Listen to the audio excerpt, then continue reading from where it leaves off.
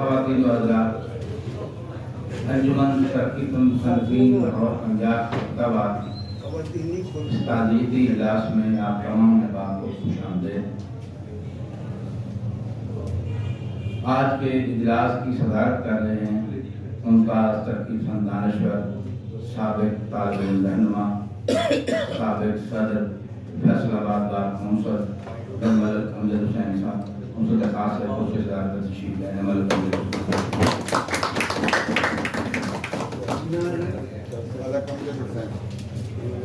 اس کے ساتھ ہی میں درخواست گزار ہوں فیصل آباد آرٹ کونسل کے سابق ڈائریکٹر چودھری طارق جاوید صاحب کے جو بھی مہمان تشریف ہیں۔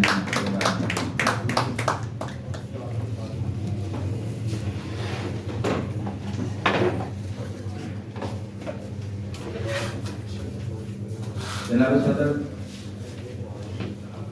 پروگرام کو ڈیٹرن کچھ اس طرح سے دو دوستوں کے پیغام ہیں۔ ایک صدر انجمن ترقی پسند پنجاب عامر حسینی صاحب کی طرف سے، اور دوسرا سیکریٹری انجمن ترقی پسند پنجاب صدر احمد ظفر صاحب کی طرف سے۔ ہم عابد صاحب کے شعر سے آغاز کرتے ہیں کہ آسمانوں سے اتارے ہوئے روشن چہرے، آسمانوں سے اتارے ہوئے روشن چہرے کھینچ لیتی ہے زمین اور یقین ہوتا ہے۔ ڈاکٹر عالم خان جو ہم سب میں کہے کہتے تھے، ان کی جملہ بازی، ان کا جو دوستوں سے محبت کا اظہار، اس کا طریقہ اور محفل کی جان ہونا، یہ فن ان کو قدرت نے ودیعت دیا ہوا۔ آج ہم ان کی آج ہم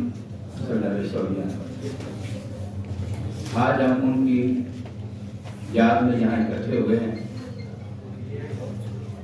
ہمارے پنجاب کے جو سیکریٹری ہیں عبداللہ مخصوص صاحب، جناب صدر ان کے پیغام سے آغاز کرتا ہوں۔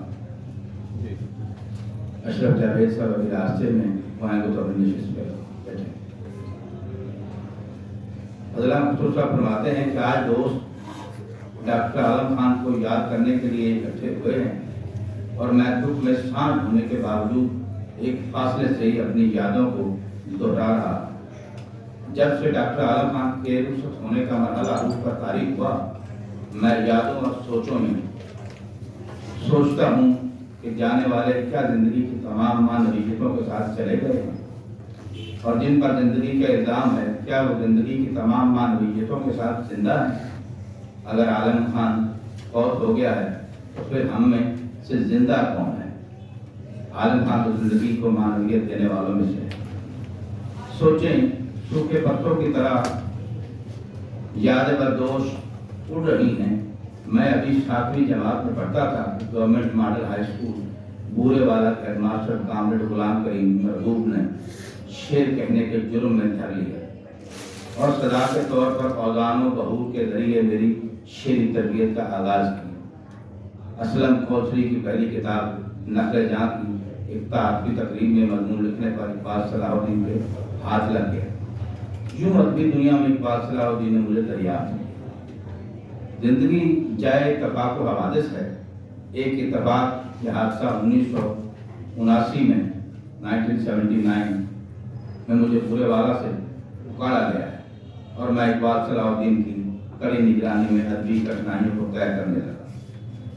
میٹرک کرنے کے ساتھ ہی میری پہلی کتاب صبح صدا منظر عام پر آئی تو گیلانی کامران نے مجھے نہ صرف ادبی دنیا میں متعارف کروایا بلکہ مجھے ترقی پسند اور بھی میسر آیا، جن میں محمد طفیل نقوش، مرزا ادیب، فرخندہ دودی اور قائم نقوی نے مجھے اپنا ہمسفر بنا لیا۔ میری کتاب پر سب سے پہلا تبصرہ میرے گاؤں میں ڈاکٹر عالم خان نے کیا۔ یوں تعلق کی ایک شاخ ہوئی۔ پہلی ملاقات کہاں ہوئی یہ تو یاد نہیں، لیکن اتنا یاد ہے کہ ڈاکٹر عالم خان ایک گوتمی سی شخصیت تھے، جن کے شفیق عالمانہ سحر نے مجھے اپنے گرفت میں لے لیا، اور آج تک اسی سحر میں۔ پھر یوں ہوا کہ یہ اتفاقاً نمودار ہونے والا تعلق میری زندگی کا ایک لازمہ بن گیا۔ کبھی ایسا نہیں ہوا کہ لاہور کی یاترا ان کی زیارت کے بغیر مکمل ہوئی۔ اس تعلق سے اور تعلق پیدا ہوئے جن میں ایک बाट पाल जमशेद इमाम मकसूद खालिद और आबद सनावत के नाम काबिल थे। जनू की इब्तदा में अंजुमन तरकीब मुसन्निफीन जिलानी कामरान आरिफ अब्दुल मतीन और आबद हसन मंटो फिक्री हवालों के साथ अपना वजूद रखती। आबद हसन आबद ने मुल्क भर से तरकीब अदीबों शायरों को साथ मिलाकर अंजुमन तरकीब मुसन्निफीन के तंजीमी खतूत पर आया किया तो मुश्तखात भी आंधी बना और डॉक्टर आलम खान के साथ मोहब्बत और एहतराम का ताल्लुक बेकरार वसत बात। डॉक्टर आलम खान की शख्सियत के हवाले से जो मैंने देखा और मैंने जाना वो गौतम बुद्ध की तरह ज्ञान ध्यान के पूरे और अबान खामोश रहने वाले, महफिलों की जान थे, दोस्तों की बातें पूरी तवज्जो और मोहब्बत के साथ सुनते थे, दूसरों को बात करने का मौका देते थे, खुद बहुत कम बोलते। ऐसा नहीं कि राय नहीं देते थे, बल्कि बात यूँ है कि उनकी राय हतमी और सारी गुफ्तगू का मुहाकमा होती थी। दिलदार और दिलनवाज इतने थे कि मुझ जैसे तालिब इल्म की कई बात को भी पूरा कर देते थे। जैसे मैं उन्हें जावेद आरिफ की किताब पर दिबाचा लिखने को कहा तो उन्होंने ज़रा भी तसाहल और ताक़ीर से काम नहीं लिया। वो दिलों में झांकने का फन जानते।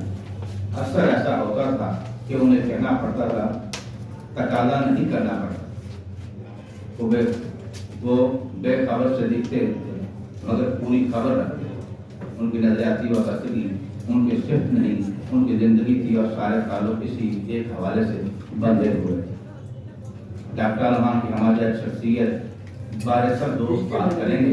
कोई उनकी अफसान निगारी को मौजूद बनाएगा तो कोई उनकी तनकीद व तहकीक की तहसीन करे। मैं ये सारी बातें इल्म व फन के लिए छोड़ता हूँ और जहाँ तक ज़ाती ताल्लुक की बात है वो भी पूछा देने वालों के सामने बयान करने से कासिर है। कोई पूछा देने वालों करने वाले से कासिर है कि मैं भी हर जाने वाले के साथ हकीकी और मानी में मर जाता हूँ। मेरे और डॉक्टर आलम खान के दोस्त कामर अहमद लोधी का ध्यान है कि ताल्लुक वही जिंदा रहता है जो समाजी ताल्लुकात में तब्दील होने की सलाहियत रखता है। यही एक लम्हा फिक्रिया है कि आज सियासी नजरियाती और अदबी ताल्लुक को हम समाजी ताल्लुक में तब्दील नहीं करते। यूँ हमें चारों तरफ एक मुहिम खामोशी महसूस होती है और हमारी ज़ात तन्हाई के हाथों कत्ल हो जाती है। मेरा मिजाज हर जाने वाले के लिए यही महसूस करता है, हमने उसे मिट्टी के हवाले करने से पहले तन्हाइयों के हवाले करके कत्ल कर अपनी ज़हनी कैफियत को यूँ भी बयान करना चाहूँ। वो मेरे दिल के नगर से दूर क्या जाता रहा, जिंदगी से जिंदगी का जायका जाता रहा। एक मोहब्बत को कहानी दर कहानी क्या कहूँ, बात तो इतनी है कोई ख्वाब था जाता रहा। मैं बुरा हूँ या भला लेकिन मुझे ये फख्र है, हर हवाले से मुझे उसका कहा जाता रहा। मैं सुन रहा हूँ आलम खान बज़ुबान फैज़ कह रहा है, हम सहज तलब कौन सफ़र हाथ से, लेकिन अब शहर में तेरे कोई हमसाबी कहाँ है।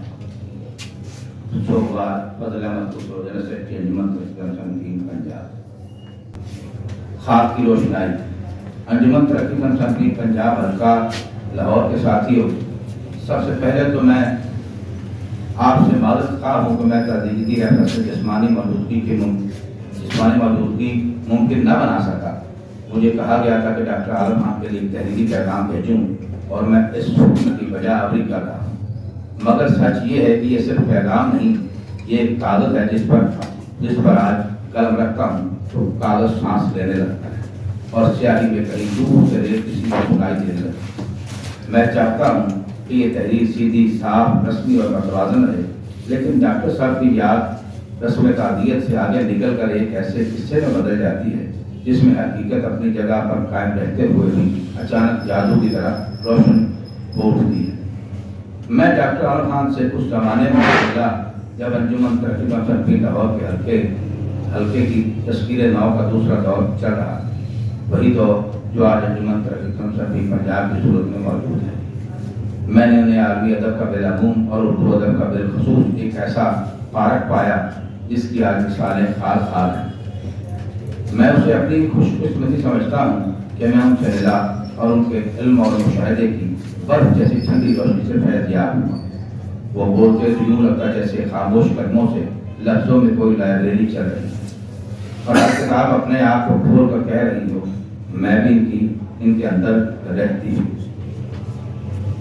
ڈاکٹر صاحب نے 78 سال عمر پائی۔ اگر ہم 16 سال کی عمر کو ان کی ادبی شعور کی پہلی سیڑھی مان لیں تو یوں کہہ سکتے ہیں کہ 60 کی دہائی کے آخری 5 سال اور پھر اگلی کم و بیش 6 دہائیاں ان کے ادبی شعور کی مسلسل سانس تھی۔ پاکستان کا ادبی منظرنامہ ان ساڑھے چھ دہائیوں یعنی قریب 62 برس میں ترقی پسند جدیدیت اور مابعد جدید کے رجحانات کے ساتھ ترتیب پاتا رہا، اور ڈاکٹر عالم خان وہ اس پورے منظرنامے کے اندر کسی رجحان کی طرح نہیں، کسی انسان کی طرح موجود ہے۔ وہ انسان جو رجحانات کو پڑھتا ہے پر ان میں گم نہیں ہوتا، انسان جو نظریے کو زندہ رکھتا ہے مگر اسے بت نہیں بناتا۔ ڈاکٹر صاحب ان لوگوں میں سے تھے جن کی پیدائش روایتی مذہبی قدامت پر گھرانوں میں ہوئی، جہاں شریعت کے ساتھ طریقت اور تصوف کا دور دورہ۔ ان کے والد پاکستان ریلوے میں ملازم تھے، اور ریلوے آپ جانتے ہیں ریل صرف پٹری پر نہیں چلتی، ریل کے اندر ایک پوری صدی کی محنت بھی چلتی ہے۔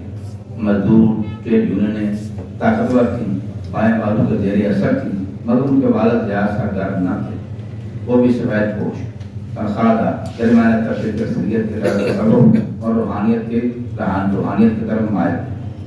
ڈاکٹر صاحب کا نام بھی پیر کے مشورے سے رکھا گیا تھا، یہیں سے یہ عجیب سا جادو شروع ہوتا ہے۔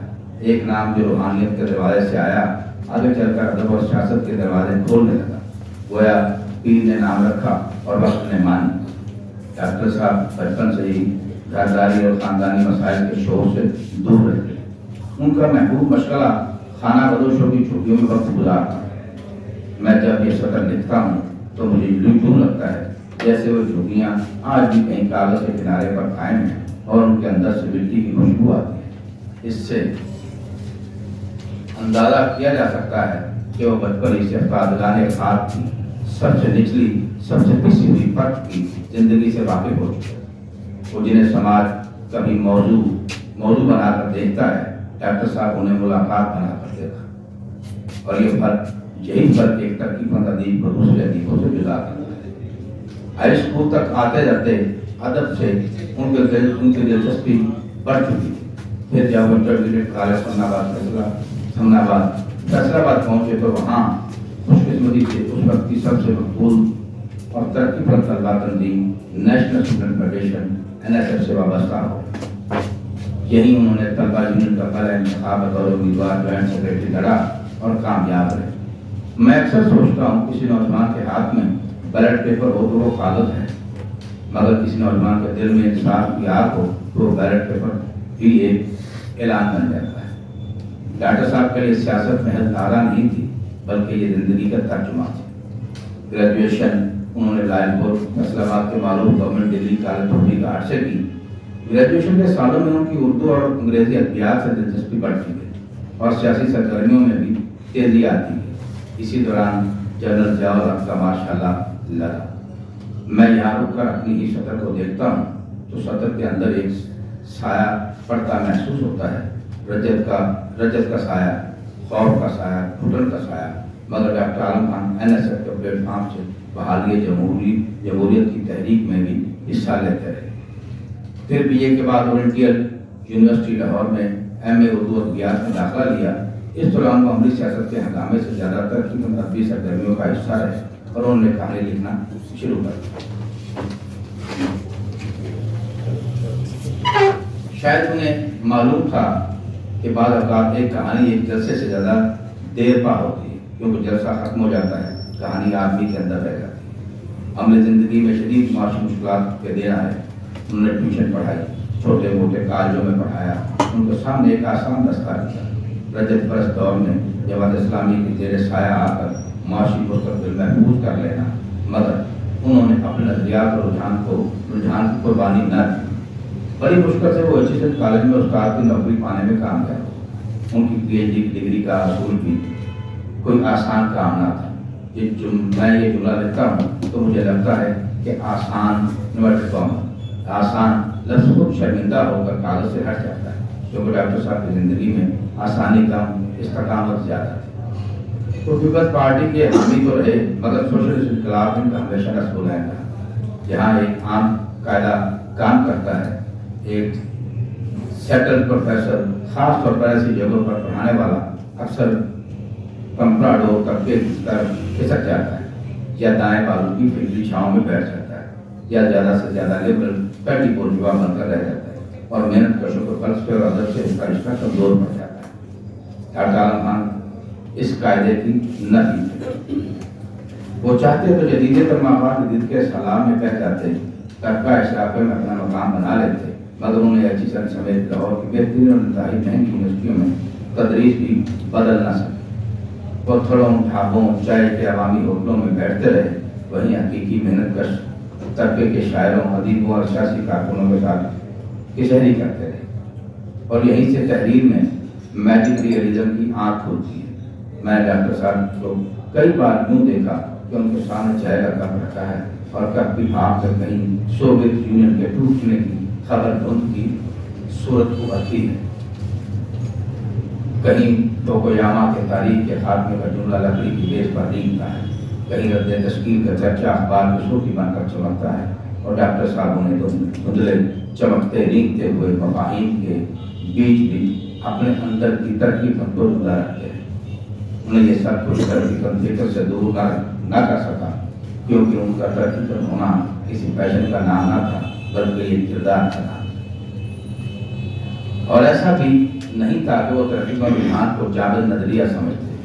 वक्त के साथ उन्होंने जदीद तरकीब बंदी की तश्कील नौ पर भी जोर दिया।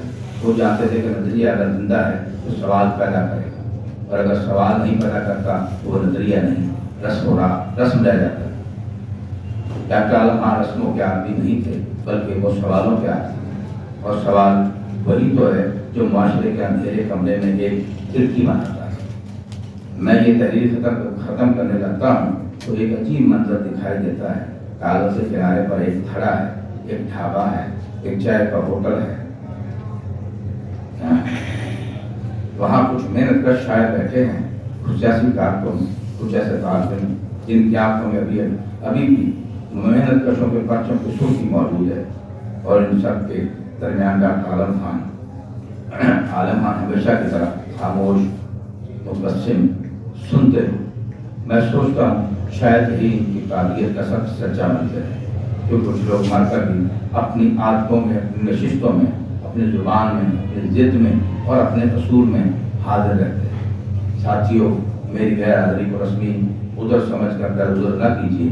मैं जिस्मानी तौर पर ना आ सका, मगर मैंने अपनी स्याही के अंदर पूरी कोशिश की है कि डॉक्टर आलम उस जिंदगी की गवाही दे सकूँ जो अदब, सियासत और मेहनत कशों की दुनिया के दरमियान एक पुल थी। वो पुल अभी मौजूद है, बस हमारी जिम्मेदारी ये है कि हम उस पर चलते हैं, वरना पुल की तरह हो जाता है। डॉक्टर आलम की याद को सलाम और उनके ख्वाबों और आदर्शों को सलाम, जो हमारी शिकस्तों के बावजूद हमारे अंदर कहीं ना कहीं फिर भी जागते रहते हैं। बहुत शुक्रिया। आमिर हुसैनी खानेवाल, बहुत बहुत शुक्रिया दोस्तों की समाप्त।